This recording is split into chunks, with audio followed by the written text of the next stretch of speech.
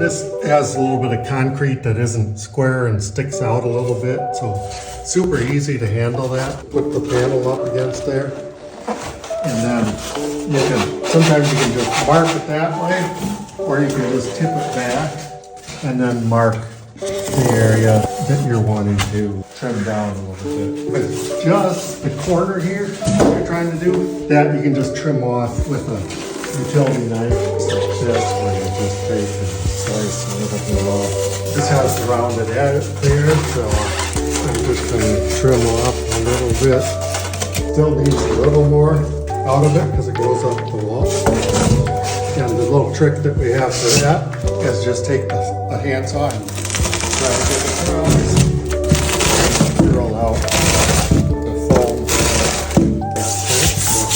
So you can see where it's going, and now we're nice and flat against the wall.